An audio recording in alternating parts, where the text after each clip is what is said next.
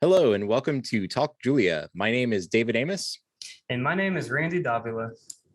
So, Randy, are you a Beatles fan? Yeah, I am. More of a Rolling Stones fan, but still, I enjoy them. Gotcha. Why, what's up? Well, what would you think about the Beatles if they sang about the Julia programming language? I would say that we should use it as an intro and outro song for our podcast. yeah, that would be awesome. So that is exactly what Piano Hamster did on YouTube. He created a song called "Hey Julia," and it just professes his deep and unabashed love and respect for the Julia programming language. If you're watching this on YouTube, you can see some of the lyrics there on the screen. But anyway, it's worth a listen. It's pretty funny. It's actually pretty long. It's the whole 4 minutes and 20 seconds. So he does like the entire song, "Hey Jude," but it's called "Hey Julia." So Julia to the tune of the Beatles. I like it. But speaking of music, what I really wanted to share with you and with our listeners is a collection of music-related packages developed in Julia called JuliaMusic. And I found this thanks to someone on Twitter. I apologize, I don't remember their Twitter handle. I'll look it up and include it in the show notes. But they sent this to me as an interesting, as something to look at, but using Julia with music. And it's got different packages inside of it. So there's this music processing.jl for processing music, MIDI.jl, which is a Julia library for handling MIDI files. There's a package for making a MIDI mixer / player with an OpenGL based GUI. There's a music manipulations package, music visualizations package, all sorts of good stuff. The documentation is kind of the best place to sort of wrap your head around what is all available in this and how to use it. And it's got some really interesting stuff. So things that stood out to me, first of all, sort of the foundation of this package is this note type. So you can create a note. It has a pitch, a velocity, a position, duration, and a channel, stuff you would expect if you're familiar with MIDI. And so you can read and write notes. You can read notes in from a MIDI file, or you can write them to a MIDI file, and then you can work with them in Julia as well. And it's got some stuff for doing like data extraction. So you can filter pitches, separate pitches, combine all sorts of stuff, and do some more advanced things like estimating delays, working with the music and the notes as a time series, which opens up some interesting maybe machine learning stuff to do with music as well there. And you can also visualize it. So there's some examples of creating some scatter plots of notes, like plotting their velocity to, I think this is maybe time or beats on the bottom, or it says ticks actually.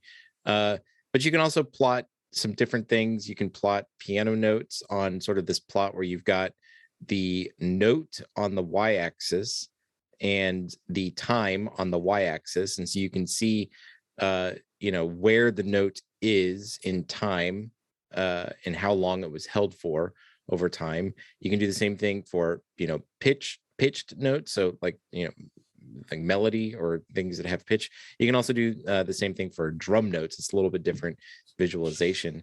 You can also print notes into a musical score, which is really cool. So that's pretty awesome. Yeah, so it obviously handles things like rests and clefs and all that kind of stuff. So really neat package. The fact that you know those terms reminds me of an email I've received recently from a economist who has a PhD who reached out to me over a YouTube video that I have on my channel over like how I went from a dropout to a PhD. And this economist that emailed me, he emailed me saying that he had struggles going through college and eventually majored in math as an undergrad and then went on to like a PhD in an economics program. But he started off as a music major. And his first few years were with music. And he was telling me his story, and I couldn't help but think about you. And then this makes me think about you more. So you should probably tell the listeners your background with music. Yeah, so I've played music as far back as I can remember. I don't have a memory of not playing music. I started taking piano lessons when I was around 5 years old, and my parents bought our first piano, or the only piano we ever had, around that time, and took lessons for almost 20 years. I think it was like 19 years or something like that when it was all said and done. My first sort of attempt at college, it took me a couple of tries to figure the whole college thing out, but my first attempt was in music. So I was going to study piano at the University of Texas in Austin. That did not work out. I had some pretty major differences with the piano instructor there. I like how you emphasized major. Little music joke there. Oh yeah, there's that. I guess just in a nutshell, if people are curious, what happened was the piano professor was really, really into like very pretty and very standard harmony, and I was very much into things like dissonance and discord and abstract and avant-garde kind of stuff, and so it just really clashed. And jazz. So it was jazz. A jazz program. It was a jazz Yeah. piano program. That's what I was there. And I'd gotten accepted into it and started to work with him. But anyway, so I dropped out of the music program and went into general studies and kind of hated life and ended up leaving the University of Texas. And then it wasn't later until a little bit later in life, a few years later, I came back and I had developed I'd already had an interest in science, but I'd developed a bigger interest and was thinking about doing physics, but ended up loving math and went the math route, and then ended up minoring in computer science as well. Because I've been programming for a long time, and it seemed like a nice fit, the two, computer science and math. So that's a little bit on my background. It's a really cool story, and I like to share your story, David, with others, because there's so many people out there that start down one route and then one way or another end up in programming or mathematics, right, or some type of field like this where they might feel alone, but they really aren't. Yeah, there's so many of us that end up here in a very odd way. So, yeah, for sure. Well, Randy, what's your first topic? So my topic is not about a package. It's not about an article. It's something that's been bothering me as I begin the semester. It's currently January 20th, 2022. And I begin the semester teaching several courses as usual.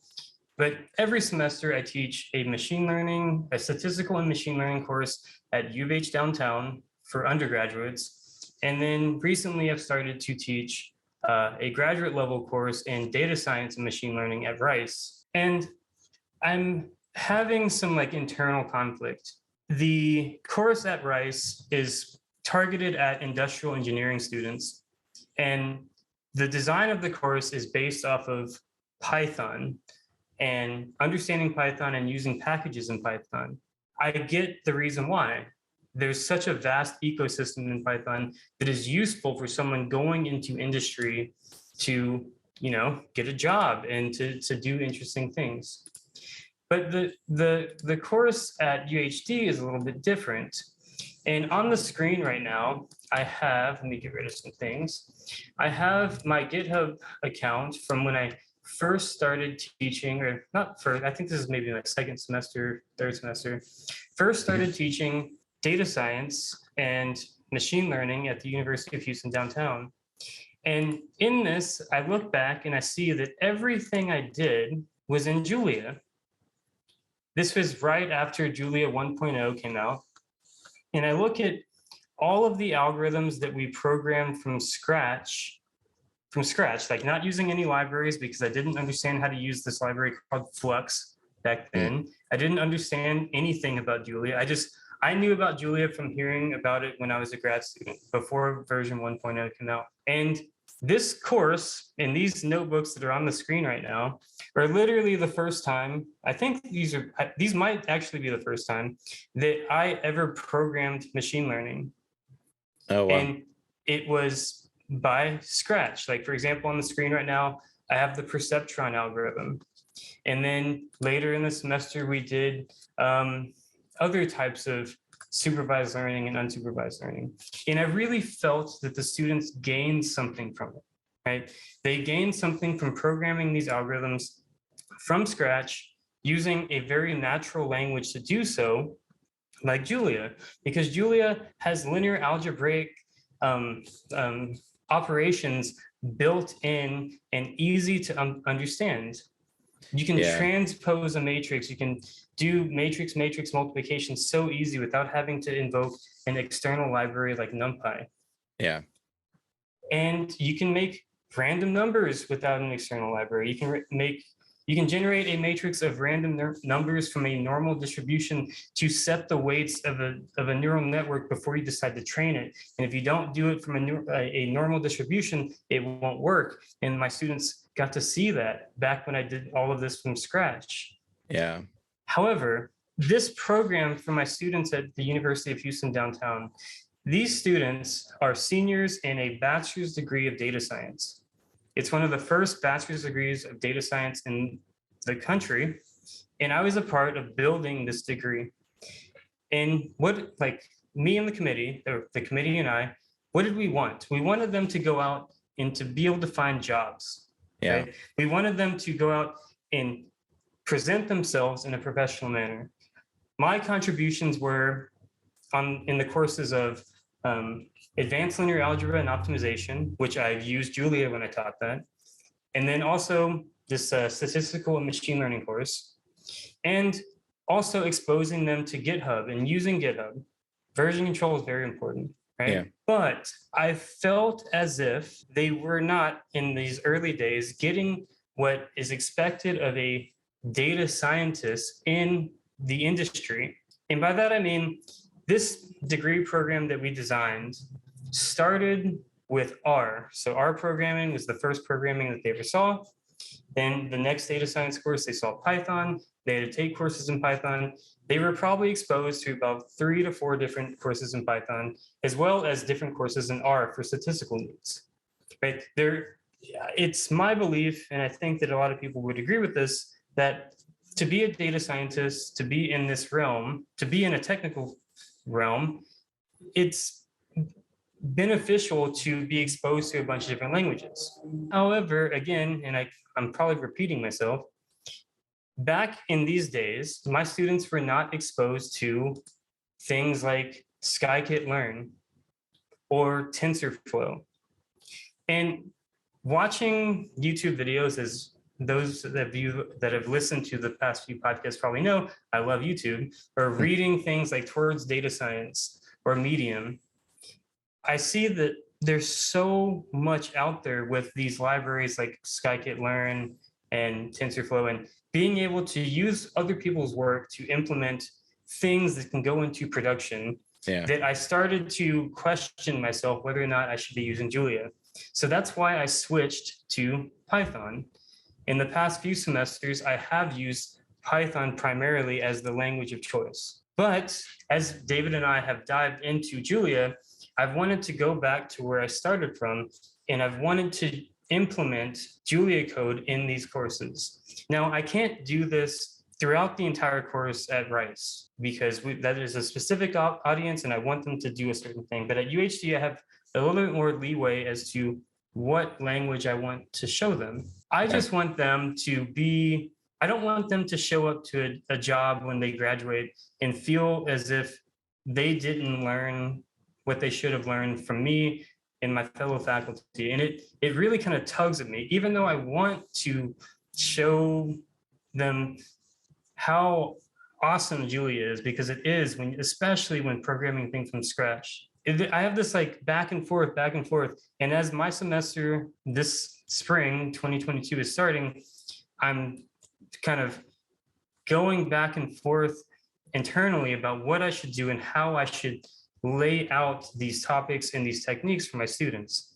Now, I was never trained formally in programming, so it's hard for me to gauge on how well a student that's been exposed to 2 different languages as an undergrad will transition into using a third one and still be able to pick up these details of the others. I'm conflicted because there's a professional way of programming in each of these 3 languages I've mentioned, R, Python, and Julia. And I'd like to expose them more to Julia without getting rid of the the details behind Python, especially, that's where I come from. Yeah. Now I have to ask David at this point, because he minored in computer science and has taken so many more courses than I have, and it has a pedagogical view on teaching programming that I don't. And I'm curious to ask you, David, like, what do you think about this conundrum that I feel in, or that I find myself in? Yeah. Well, I mean, first of all, I think it is like a valid problem. Like it's, on the one hand, Julia is a really fast growing language. It's really nice. And for data science type stuff, it's actually quite capable in its current form, and it's only going to get better. But if you look at job listings, the overwhelming number of them are looking for folks with a Python background, or with proficiency in Python. So I guess my take on it is you are doing students a disservice by not exposing them to Python, especially if they are data science students and they are looking to get a data science job after. I have to interrupt a little bit and say that they have been exposed to intro to Python, data structures with Python, and then more or less like intro to statistical analysis with Python. So they've had at least 3 Python courses, and they've had at least 3 R courses. So they know how to switch between those two. But the only thing they haven't been exposed to from Python is the package ecosystem that is available to them with regards to machine learning. So I just had to clear that up. That they are definitely exposed, but the package ecosystem in machine learning, they probably haven't been. Yeah. And so I do, I feel like it's important for them to see that stuff. The other side of that, though, and this is where, from a teaching perspective, I think one of the best things you can do is not only teach people a programming language, but teach them how to learn a programming language, because that's a skill. When you get out into the job market, what's happening now, 5 years from now could be gone, or it's, kind of considered archaic. There's something new, could be a totally new language. It could be new packages, whatever. They're constantly going to have to learn to keep up. And if they have a skill set that allows them to effectively teach themselves new things, then they're going to be able to keep up with that. So, adding Julia into the mix is, I think, going to help reinforce that skill. Like, okay, we're focusing on Python. You're aware that, there's a lot of jobs that are going to require you to be proficient with Python, and maybe even have some experience with, NumPy and some of the machine learning libraries, PyTorch, TensorFlow, scikit-learn, all that stuff. But, Julia is a more appropriate language for some problems, even data science problems, than Python. Oh, yeah. I tell my students all the time that they should be programming language agnostic. Like, there is no one programming language that will solve everything. They have to know about all of the possible solutions. And I even mentioned to them things like Swift or Ruby, just so they know these names and not so isolated. Which reminds me of a question I had about your undergrad education, because we're old. It's a long time ago for some people, but to me, it doesn't feel like it was that long ago. You just graduated in 2013. But did you even experience Python? Did you know what Python was, even as a CS minor, as an undergrad? So no, at the time, there were no Python courses. At least I didn't take any. I don't think there were any in the entire, I don't think any were offered. Yeah, I mean, I never saw it.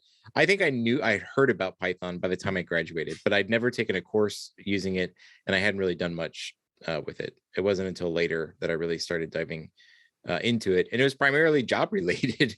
It was, sort of like, wow, okay, if I'm going to mix my mathematics education with computer programming, then I'm either going to go, do numerical or scientific computing somewhere, or I'm going to go and do this data science thing. And I kind of went with the data science route, and I had to learn Python, and and I like it. I like Python. But so now I feel like if I don't expose my students to Julia, 5 years, 10 years down the road, they'll be like, oh, my professor didn't even tell us about Julia. Yeah, you should mention it.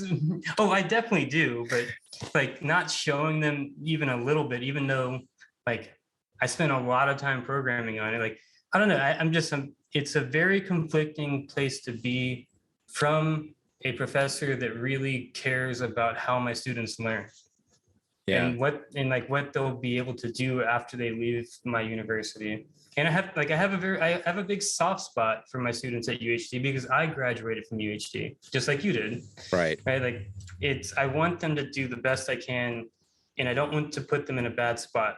Even though I want to show them all this awesome stuff with Julia, I'm having a hard time trying to balance it. And I hope that some of our listeners will chime in if they're having the same struggles and like kind of help us out. And I think there's articles out there. There definitely is articles out there. David, do you have one that I think you were saying you might have had one? I do have one.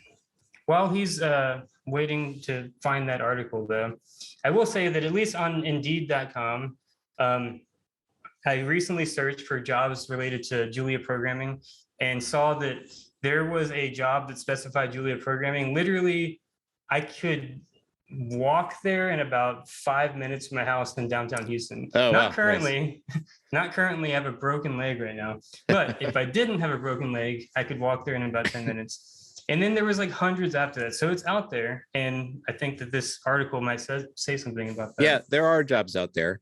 And Logan Kilpatrick, who we've mentioned several times on the podcast now, has an article called How to Get a Job Programming in Julia, the Fastest Growing Language. And, it talks about some tips.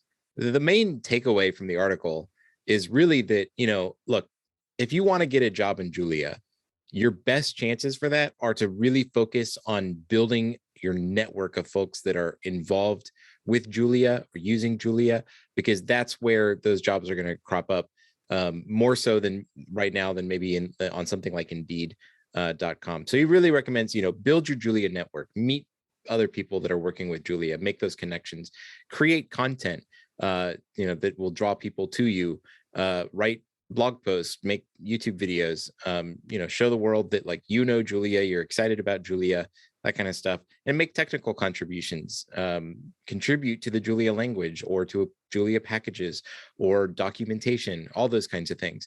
But it's really focused around the community and the network. That to me is kind of the main message of this. But at the end of the article, he does talk about some job listings that he found, and there's a whole list of links to different job postings, and there's some decent names in there that you may have heard of. I mean, there's Lever, there's Nissan, the car maker, Nissan Research, there's Amazon Quantum Computing is using Julia, and a bunch of other stuff. So they're out there. I think that over the next several years, we're going to see more and more popping up. And at least, I hope so. I hope to see that it really take off there. It's really interesting to see how computing and programming languages changes so fast. Yeah. Right. Like things that used to be the norm 5-6 years ago are they slowly start working their way out, or not dying completely, but they're not nearly as prevalent as what they used to be. Sure. Yeah. Right? Yeah, it's natural. And that's why I think helping students learn the skill of teaching themselves a new language is almost more important than learning the language in the first place. Or they're almost equal in my mind, because I have been able to take advantage of so many opportunities because I was able to teach myself what was needed, quickly for those opportunities. I've had jobs where I've walked in, gotten the job, and on the first day, I don't know the language. That happened with my first programming job with an audio-visual installation company. All of the equipment that they, were selling and using was scripted with Lua, and I've never worked with Lua before. And it's like, okay, first day on the job, yeah, we need you to finish this Lua script, by tomorrow, so we can go install it. Wow, okay, but I had the skill. I'd learned so many languages at that point that I had a framework and a skill set for teaching myself a new language. And so I think that's something you can do as well for students, is to help them develop that skill set as well. And it's only going to help them in the future. And talking about that, I actually have a resource that you might want to share with your students, Randy, and other people? Before you bring that up, I just have to mention that I was thinking about it as we were talking, and the first two cohorts of the data science bachelor's degree students used to think of Julia, because I was the first one to teach this statistical and machine learning course for them, and that's like the last data science course that they take as data science majors. Yeah. They used to think of Julia as like the senior level language. It's like they've been using like Python and R their entire like undergrad career, and they get to their senior year, and then they can start using Julia in my class. And I'm like, damn it, like I miss them like thinking that way about Julia. I'm not sure all of them thought that way, but I at least heard it from a few people, that few students, that was like their like completion of the trifecta to make it to Julia, and then they were going to finish that semester and then go on to go find a job somewhere. Yeah. But yeah, go ahead. I'm sorry to interrupt. So yeah, this resource, it's an amazing Google Colab notebook called Julia for Pythonistas. And I apologize, I don't have the name of the person that they don't have their name on here. So I'll look it up. I saw it on Twitter. It was being shared on Twitter. I'll look up who wrote it, and I can, give them that attribution when we post the links. But so it's an interactive notebook you can run on any web browser, so any device that you can run with a supported web browser, I guess. But it covers, it's Julia for Pythonistas. And so all the examples, and there's a lot of them. This thing is like a book of these notebooks. All the examples kind of compare, like, here's how you do it in Julia, and here's what it would look like in Python. And what I like about it is, from a teaching perspective as well, is the examples, they're given, here's the Julia, here's the Python, here's a little table that's sort of going line by line and saying, okay, here's, this line in Julia, this is what it would look like in Python. And, sort of giving you that comparison, as well as some bullet points of like some main takeaways to take away from the example. And it's just full of it. And it covers, numbers and strings, control flow, tuples, structs, arrays, all the, data types in Python, and how you might translate those into Julia, iteration tools, functions, methods, and multiple dispatch in Julia, and what that means, coming from a Python perspective. Working with files, it's all in here. If you studied this, you'd come away. Wow, there is a lot. It's a lot. Yeah. I'm just watching you scroll down. I definitely need to check this out myself. It's a really great resource. I've learned a lot just by sort of randomly picking stuff and looking at some of the examples. Did you notice the GPU down there at the bottom underneath parallel computing? Yeah.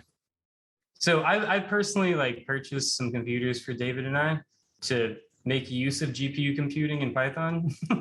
And, it can be kind of a pain sometimes. So I'm curious to explore that some more with Julia. Yeah. But, I just thought this was a fantastic resource for anyone that's coming to Julia from Python. This is almost like, this would be like my go-to resource, I think, at this point. Like, just open this up and see what it has to say. There's a lot. How did you find this again? It was being shared on Twitter. I just happened to, someone in my network shared it, and I was like, that looks really cool, and went and checked it out. And like, I am bookmarking this for the podcast. I really need to start using Twitter more. I made it because we started this podcast. I didn't even have a picture of myself. Twitter, like any social media, it has its toxic elements, but I will say it is the only social media that I actively use. I have like a LinkedIn profile, so I don't really look at LinkedIn all that much. I don't use Facebook, and I don't really use Instagram or any of that stuff. Twitter is, I've met so many amazing people on Twitter. I've made connections there that, like Logan was talking about in his article on jobs, building those connections is important. I found Twitter to be an amazing resource for that. I've met so many people in the tech communities, in the Python community, in the Julia I've noticed community. There's a lot of Julia people on Twitter. Yeah. I think it's just mainly just tech, but way more so on Twitter than Instagram, where I'm on all the time, because that's just what I'm used to. I'm old. I don't know.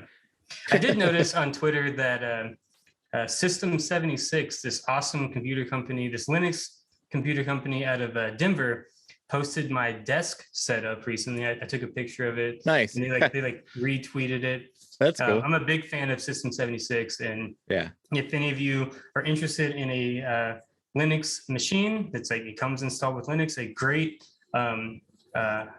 operating system that they have is Pop OS. Yeah, go check it out. It's pretty awesome. Very cool. Randy, what's your next topic? Okay, so earlier we were talking, or at least I was talking a little bit about it's how interesting it is to see programming languages develop over time. And there's this one YouTube video that I have to share with all of you that if you've been listening, you know that I love YouTube, and this is just what I do. Yeah. So to preface this, I teach a course called Discrete Mathematical Structures, and then at my previous university, it was called Discrete Math. In this course, I teach primarily computer science majors, and I try to emphasize to these majors the importance of knowing where the programming languages have evolved from. So I like to ask them questions like, who wrote C++? What university does he work at? He's still there. It blows my mind that some of them living in Texas don't know that. That Texas A&M. Yep, exactly. What's the most famous programming book out there? Now, this is a fact. It is this guy. The C programming language. Yeah, the C programming language by Kernighan and Ritchie. And I like to emphasize the importance of this. And even that early programming started with these punch card things, right? Yeah. So this YouTube video, which I'm going to share my screen now on YouTube, by a man named Mark Rendell, is something that I send all of my students to. It's awesome. It is a brief history that goes through from even before the 1950s, but really the interesting things to me start around the 1950s. The history of the programming languages and where they came from. Now, this is interesting. I keep on saying interesting. It's annoying. This is related to Julia in that when I am coming back to Julia and exposing myself to it again, I think back to the syntax that I've seen in other languages. Yeah. So I started in C, and then from C I went to C++, and then went to Python. Then I tried some other things like I tried Swift, I tried Ruby, I had Ruby on my computer for a while. And I like to see the progression and what's similar to Julia compared to these other languages. Yeah. And this guy's video, I can't recommend it enough. It's funny. And he talks about from everything from the very start. And I like to get my students to watch this. And then the specific bonus assignment that I give them is to write a report about how to program Hello World in all of these different languages. Which one of them, Fortran, I asked them to do it using punch cards. And there's an app on your phone that you can download to write Fortran code in punch cards. Awesome. So this section now, my section, is going to be showing David Hello World from different programming languages starting in the 50s. Not all of them, but Hello World from several different languages that this video by Mark Rendell gives, and just seeing how David reacts to what it looks like and how it might relate to Julia. All right. So here goes my document that I made last night. First off, we have the first real programming language. That's subjective, I guess. I don't know. Fortran. So I see something in front of me. David, what do you see? Well, the first line says program hello. I assume that's name, like giving the program a name. Second line says write, and then open parentheses, star, comma, star, close parentheses, space, and then single quote, string looking thing that says hello, comma, world. And then the third line says end. A similarity to Julia. I see it end. Yeah. Yeah, there's something there that's been there for a long time. Similarity to the Python, I see the single quoted string. Right. Yeah, I mean, you can do strings both with single quotes or double quotes. Internally, though, Python always shows strings with like a single quote representation. Well, you I'm were saying single quote versus double quote in Python. Oh In yeah, Julia, you have to use yeah, the single quotes, correct? yeah. Julia, you have no double. Double Double quotes in quotes. Julia. Yeah, Double quotes. Single quotes are for characters. Yes, correct. there you go. All right, so I see that there seems to be these types of strings. I see an end related, and then also for whatever reason, these old folk like to write their declarations in all caps. So Right. that's a difference for sure. There's only one function I can think of in Julia that requires a capital letter, and we'll get to that in a moment. Okay. All right, next up we have Algol, which All is right. the predecessor to the B programming language, which came before C. Mm-hmm. So what do you see on the screen? Well, on the first line is the word begin. And then there on the second line, we see some indentation, which we didn't see in Fortran. Nice. Display, which I assume is like a function or something to, show something. And then in parentheses, a double quoted string says hello, comma world. There's a semicolon at the end of that line. First time we've seen a semicolon. And then on the third line, not indented, it says end again, but there's a period after it, which is kind of interesting. So I think these people liked periods early in the day. We do see the begin end statement, which reminds me of Julia. I like it. I have to say that the display and then the open parentheses and the string hello world and double quotes, there's a space in between there. Right. Now, when I'm teaching programming to very beginners, I see people make spaces all the time between the function call and the parentheses. And I wonder if that was like, is that the most natural way to do it to someone that's never programmed before? It's something that like, it's an interesting thing for those of you that teach these things and observe what students do all the time. Yeah. All right, so to keep on moving, I don't want to take up too much time. Next, we have Lisp, which I don't even know what that, I've never heard of that before in my life. David, it looks like you might have. So what do you see in front of you? So it's a single line, which is the first time we've seen a program, this, hello world in a single line. The whole line is inside of parentheses, and it says print space and then double quote string hello, comma world. It reminds me, like when I see this, I go, oh, that looks like the print statement in Python 2. It's just been surrounded in print in parentheses. It seems like the most backward way to write a function to me, but it does remind me of Python 2. I will say that we've seen single quoted strings and double quoted strings so far from these different languages. So maybe there was a discussion amongst these old folk.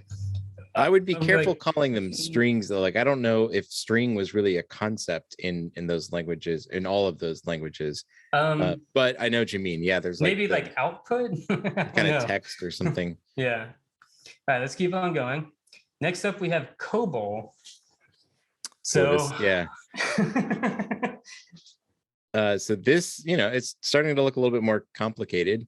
This one has 5 lines in it, which has been the longest one we've seen so far. And it starts with something super weird. It says identification space division period, which I have no idea what that means. Then on the second line, program dash ID period space hello dash world. I assume that's maybe giving the program a name or something like that. Program ID would kind of indicate that. And then on the third line, procedure space division period.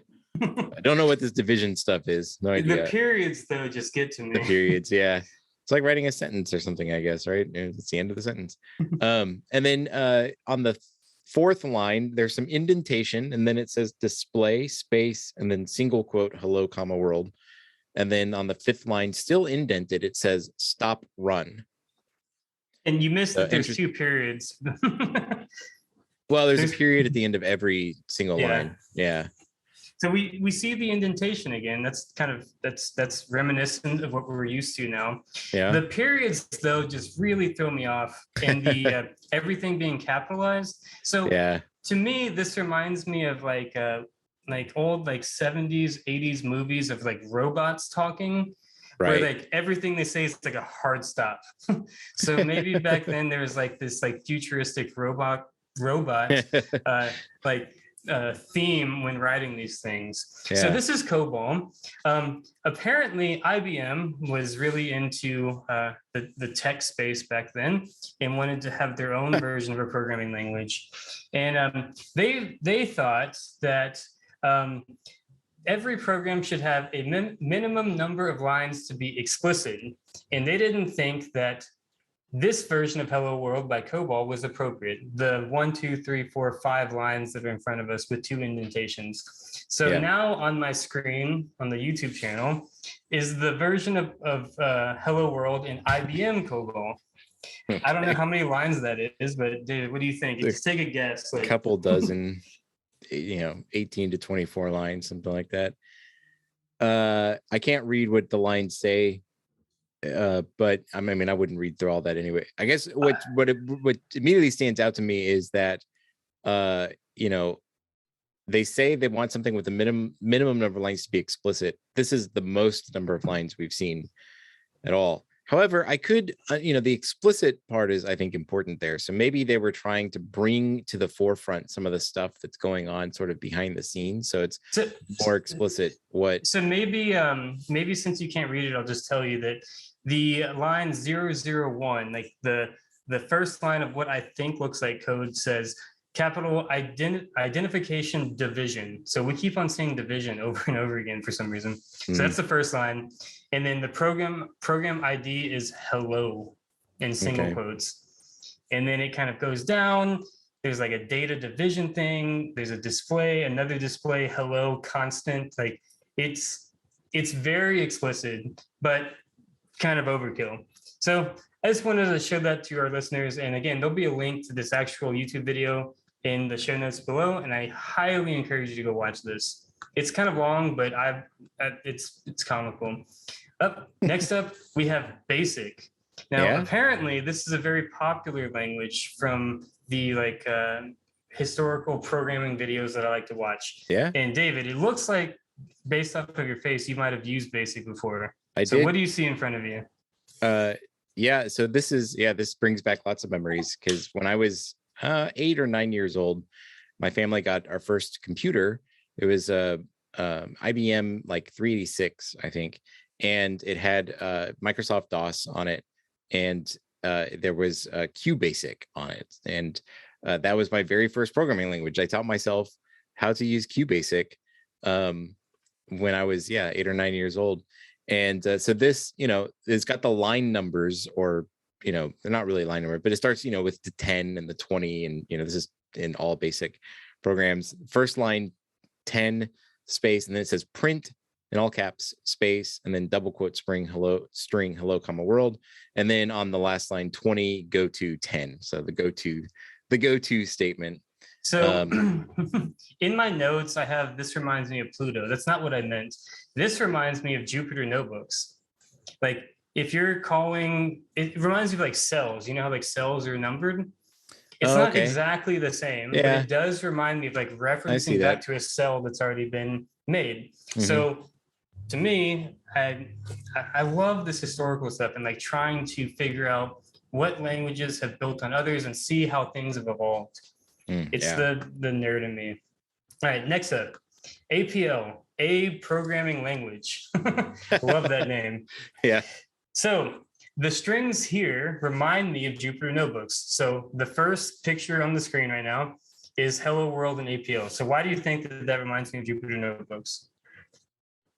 I think what you're thinking of is the fact that, in a Jupyter notebook, you can type, say an expression or a constant. So you could just type in the string hello comma world, right? And hit, enter or shift enter, and it would print that string in the output of the cell. And exactly. And so that's all that is in this program is just a string hello world. There's no print, there's no display there, none of that is there. So Mark Rendell, the guy speaking in this video, mentions, maybe he's quoting someone else, that obviously anything enclosed in quotes was meant to appear. So that's why that would appear. And you would think that would make it a very natural thing. That's how you should possibly print. And then the funniest thing to me is that he goes on to say that if you think that this is clear and APL is like a good language, a very clear language, then you should look at Conway's Game of Life. So on the screen now, David, what do you see? Well, it just looks like a whole bunch of symbols. There's like up arrows and ones and Greek letters, omega and carrots and all sorts of stuff. And it just looks like hieroglyphics. I mean, so to relate this to Julia, on the screen right now, we have a variable, it looks like life, and then there's an arrow pointing at it, and then like curly braces, and then a bunch of different symbols that you can get in Julia and actually do things with. Like there's a subset symbol, there's an equal, there's a land, like logical and symbol, there's a logical or symbol. There is look at that composition symbol that you were talking about earlier with like composition of functions. Like, well, I'll talk about that in a minute, I guess. That we were talking about. Yeah. But it's interesting to see that this language was making use of those characters already. Yeah. Right. So there's a mix between the what we would consider like simple to, we want these symbols to make things as quick as possible. Like, how do we like balance these things? Yeah. Next up, the most famous one. So C, all of you should know what C hello world looks like. I'm not even going to ask David to like describe it, because as some of our listeners might be new to programming and starting off, I don't want to sound like an old fart, but you have to look at this book called The C Programming Language by Kernighan and Ritchie, and just play around with C and be exposed to it so you know what it is. I think that the way that this book is written really describes a good way of teaching programming. It gives examples first and then goes into the details instead of details and examples at the same time. I think that's why so many people love it. And it's the first book that used Hello World. Right. Yeah. Right. So Hello World, this notion came from the C programming language. And then also with regards to Julia, the printf function you can import. This is something that's available in Julia. Yeah. All right. So, Dave, you have to talk about this one. Okay, so I'm going to make it as big as I can so you can see it. The next language is Intercal. This is Hello World in Intercal. So this looks to me like some weird mixture of like assembly or like even like bytecode, like I've seen. Maybe not so much like that, but it seems, I don't know. It has that feel to me. However, the very first thing that stands out to me when I look at this is the please. So it's like there's these lines that are like, please do, please read out, please give up at the very end. Okay, so I have to tell you a little bit about this language now. So in the 1970s, pretty much everyone, apparently, this is what I learned from watching this video on YouTube, most people kind of realized that C was going to be the main language. And if you weren't programming in C, then you weren't going anywhere. So people started making obscure languages. Yeah. So the Hello World image that David's looking at, there's probably like 12 lines of like code that says do, and you see like please do at the very top. At the very end, please read out, which prints out the Hello World. And then at the very end, it says, please give up. Yeah. Now, if you do not end your Intercal program with please give up, it triggers your CPU to run at 100% and kills your computer. Wow. That's like a part of like the source code for it. Now, and if you do not, and again, I'm stealing words from this video that all of you should watch. So you might notice that there's please do, please read out, please give out, and the rest of it is just do, right? And there's maybe like one other do statement or please do statement. Apparently, if you don't do please enough, the program will return an error saying that the programmer is insufficiently polite if you don't ask please enough. But if you try to write every line with please, it returns that the programmer is excessively polite and also an error. And there's no documentation of this anywhere. I just had to like bring that up because maybe our listeners would find this funny. All right, next up, Julia. Finally back to our home. Yeah. So what are the ways to print hello world in Julia? Well, there's two different functions in the Julia REPL. And if you're using an IDE like Visual Studio Code, you can just call the print and then throw in hello world. Mm-hmm.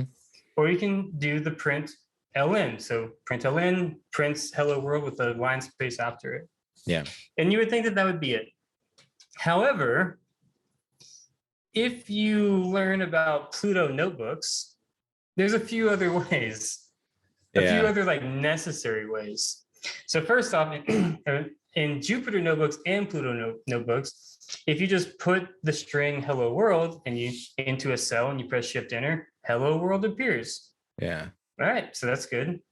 But if you're in a Pluto notebook and you type the function print line hello world, it doesn't appear. It actually will appear in your terminal. Yeah. So you can't really use that as a way of printing hello world. What you need to do, which for some reason isn't on my screen, I guess I hit it, is you need to type using Pluto UI to access these other functionalities. And then once you import that package, Pluto UI, you can print to the notebook by calling the function capital P, like we were saying earlier. There's a difference with the capital P. Capital P print, and then throw into that function hello world. That capital P function will print hello world to the notebook. But there's other ways. Once you've imported Pluto UI, there's the with terminal function. So with terminal, which is a function, you type this into a cell, open parentheses, throw in the function that you want to call, print in this case, comma, the argument you want to give it, with terminal, arguments, print function, comma, hello world, that will print out in a terminal viewer looking thing on Pluto. Nice. You can do the same thing with print line. And then finally, you can do this kind of conditional statement, or not conditional statement, this with terminal, close the parentheses out, do print hello world end. Yeah. So one of the reasons why we just went down this rabbit hole of like old hello world print statements was me experiencing Pluto notebooks in the different ways to interact with printing hello world. Okay. We're seeing ends, like end statements. We're seeing with terminal function statements, do statements. We saw a bunch of do's earlier. Yeah. And we see capitalization differences in the functions. I thought it was like fascinating to me. Like it made me think as a nerd that about all of these things that I learned about in the YouTube video that you'll see in the show notes below. So that's all I have to say about that. David, what do you have next? Cool. Yeah. Well, real quick. I mean, I guess, my takeaway from that, it's always fun to learn about history and kind of see where things came from, but it also makes you appreciate kind of how good we have it now with modern programming languages and that stuff. So the evolution has produced some good stuff, and who knows where it'll go in the future. Well, so the last thing I wanted to talk about is it kind of goes back to some of the symbols we saw earlier, and that is this article I found. I found it through JuliaBloggers.com, which is a kind of a neat site to they collect like RSS feeds from different blogs that are publishing about Julia. But the blog itself is by Bogomil Kaminsky. I'm sorry if I botched your name, but it's called Why, How, and When of Stirkle. Well, that's the function composition operator. There's a little bit older article. It's from November 5th of last year, of 2021. But he talks about, okay, there's this composition operator that you can use to compose two functions, right? So if you have a function f and a function g, I'm sorry. Can you hear Miles scratching at my door? No. Okay. So if you have a function f and a function g, the composition of those is, calling f on the output of g, basically, right? So you call g first, you get its output, you pass that output as an argument to f. That's, composing those two functions. Actually, I can hear him. Hold on. It sounds like you typing. Yeah, hold on one second.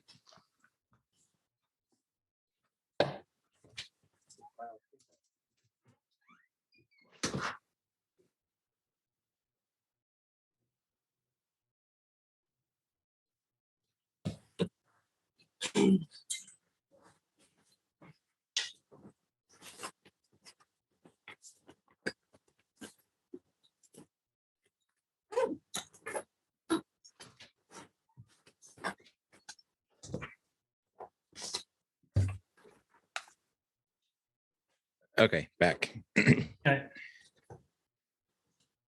And in this article, he goes over, okay, what is this little circle, this composition operator? How can you use it? One thing I love about this article is that the very first thing he says is, okay, let's start with the basics. And before you even understand what this does, you probably wonder, well, how can you even type it, right? So it goes back to, the typing in Unicode symbols by using sort of the LaTeX syntax, right? It's like a backslash, the name, and then you press tab. And he says, okay, you can copy and paste the symbol into the help part of the REPL, right? Which we talked about in, I think, our second episode.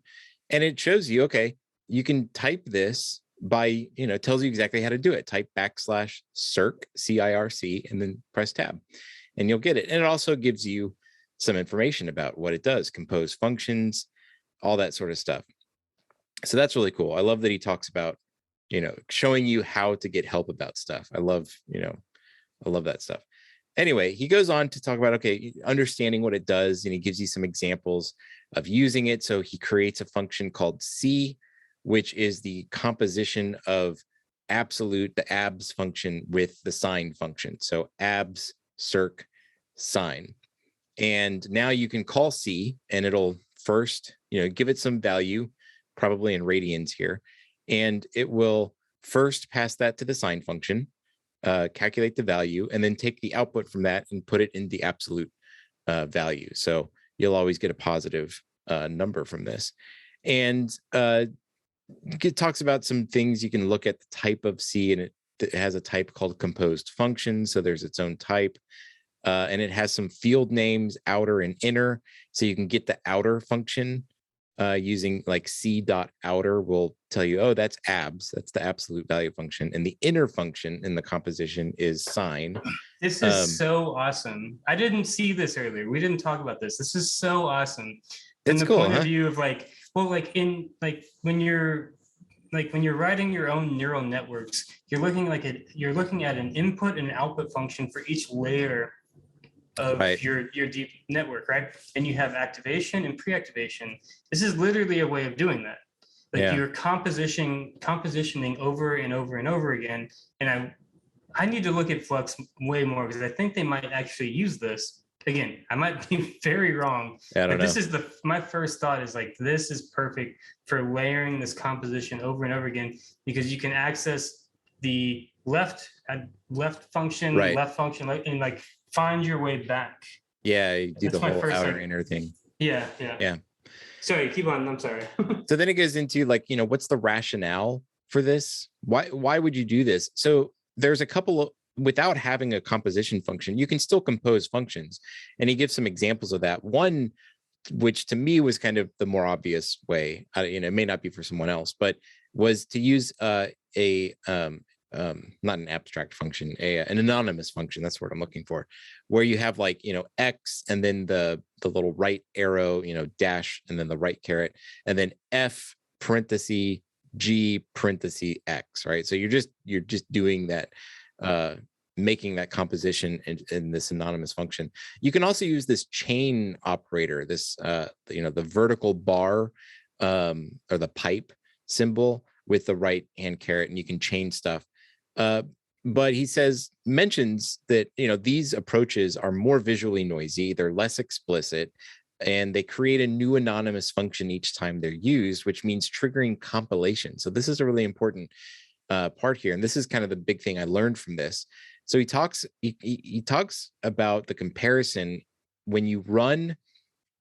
So the example he gives is you take a range between the number 1 to 100, and we're going to sum over that range, but we're going to apply this absolute value composed with sign to it.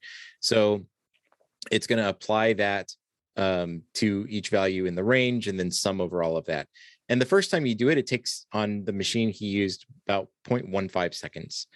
And you see in the output, so he's using this @time macro as well to do this. So it's a good example of how to use that @time macro. But you can see in the output that it tells you 99.78% of the time here was in compilation. Then when you use this again, so he runs the exact same line of code again, the sum function with the absolute composed with sign on this range. And the second time, it takes 0.00001 seconds. And in the output, you see there was no compilation being done. So again, I'm not like by any means very familiar or like knowing the details of Julia, but I think that is a part of like the multiple dispatch. Yeah, I'm not 100% sure. I don't want to talk authoritatively on the details of what's going on in the background. A multiple dispatch, I do know, plays a part in compilation.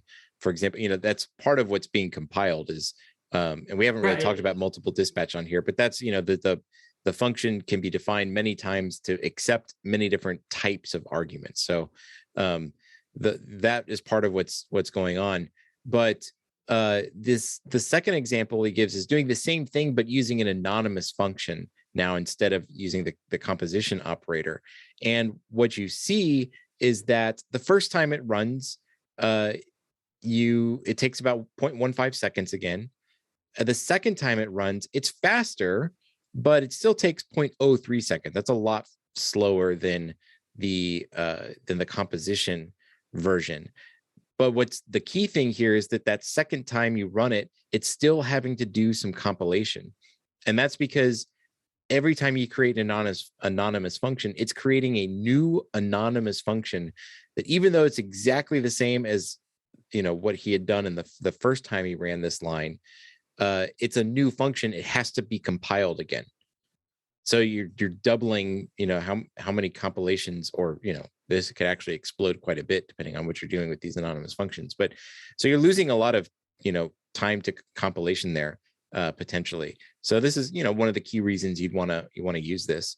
And the other big thing about it is that you're able, when you compose two functions using the composition operator, you're able to then take that function and pass that in, as a function to like a higher order function that takes a function as an argument. And you can't do that necessarily with some of the anonymous functions. So anyway, I thought it was really cool. It was the first time I didn't know that there was a function composition operator like that. So I think that's really cool that not only does it have it, but that it actually is a big difference over doing it sort of what I would kind of consider how I probably would have done it, coming from Python and other languages. I would have done, the anonymous function as a way to do composition. I wonder if like this dot or this circle composition, again, I don't know, I'm just guessing. Hopefully some of our listeners let us know. Like, does the circle composition inherit the type of the parent functions, whereas the anonymous function has to figure it out on the spot? Like, there's something, the timing is so weird in this example that it's really, I don't know, it's really interesting to me, and I don't know why. And it's just, again, it's interesting. I'm glad you found this, because this is, I don't know. Well, it's piqued our curiosity. Now we have something to go and check out and explore. And I'm sure someone will let us know too, some more information what's going on. So, but yeah, nice little article. It covered all, some really interesting points and had some surprising stuff in it that made it stand out to me. So good stuff. Well, thanks for coming and hanging out again, and look forward to chatting with you again next week. All right. See y'all next time. Bye.